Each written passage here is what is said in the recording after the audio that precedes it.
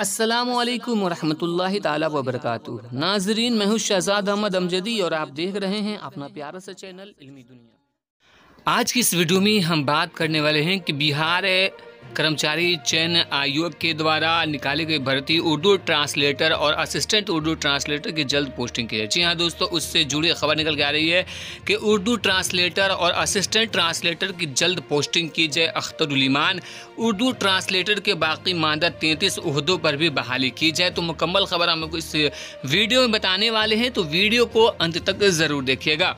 Video को शुरू करने से पहले छोटी सी गुजारिश है कि अगर अभी तक आपने हमारे चैनल को सब्सक्राइब नहीं किया है तो सब्सक्राइब करके बेल आइकन को दबा लीजिए ताकि आने वाले लेटेस्ट वीडियोस का नोटिफिकेशन आपको मिलता रहे। तो दोस्तों, आप अपने मोबाइल स्क्रीन पे देख सकते हैं, ये आज के अखबार की कटिंग है कि उर्दू ट्रांसलेटर और असिस्टेंट ट्रांसलेटर की जल्द पोस्टिंग की जाए। अख्तरुल ईमान उर्दू ट्रांसलेटर की बाकी मानदा 33 ओहदों पर भी बहाली की जाए। MIM के रियासती सदर और बिहार कानून साज असम्बली के रुकन अख्तरुल ईमान ने अपने एक अखबारी बयान में कहा है कि उर्दू ट्रांसलेटर की काउंसलिंग और डायरेक्टोरेट के जरिए से कागजात की जांच का अमल पूरा हुए महीनों गुजर चुके हैं, लेकिन अब तक उनकी पोस्टिंग नहीं हुई है, जो बहुत ही अफसोसनाक और गलत है।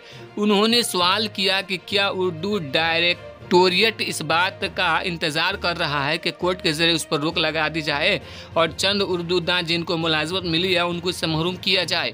उन्होंने मांग की है कि उर्दू मुलाजमीन की पोस्टिंग 10 दिनों के अंदर की जाए, वरना इस सिलसिले में चीफ सेक्रेटरी से बातचीत करेंगे। रुकन असेंबली अख्तरुल ईमान ने यह भी कहा है कि असिस्टेंट उर्दू ट्रांसलेटरों की काउंसलिंग की कार्रवाई भी पूरी हो चुकी है, लिहाजा बिला ताखिर अब उनकी भी पोस्टिंग की जानी चाहिए। उन्होंने कहा कि एक लंबी मुद्दत यानी 27 बरसों के बाद उर्दू ट्रांसलेटर की बहाली हो रही है और इसमें बिला वजह इतनी ताखीर से उर्दू उम्मीदवारों और उर्दू आबादी में नाराजगी और बेचैनी फैली हुई है। वाज़ेह हो कि अख्तरुल ईमान इस सिलसिले में बिहार स्टाफ सिलेक्शन कमीशन को भी मकतूब लिखकर उस काम को जल्द अज जल्द पूरा करने का मुतालबा किया है।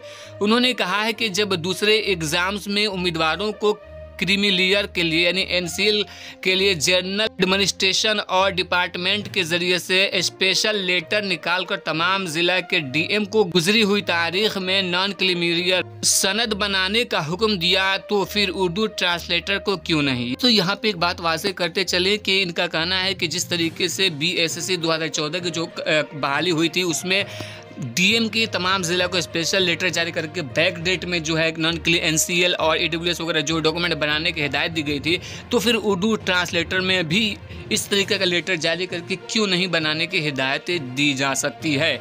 उनका कहना है कि बिहार में सैकड़ों उर्दू ट्रांसलेटरों के ओहदे खाली हैं, उनकी वजह से दूसरी सरकारी जुबान उर्दू फ़रोग नहीं हो रहा है, लिहाजा हुकूमत इस सिलसिले में ज़ाती दिलचस्पी लेकर इस काम को जल्द अज जल्द पूरा करवाना चाहिए, वरना अफसरशाही उसे इल्तवा में डाल देने के लिए कमर बसता है।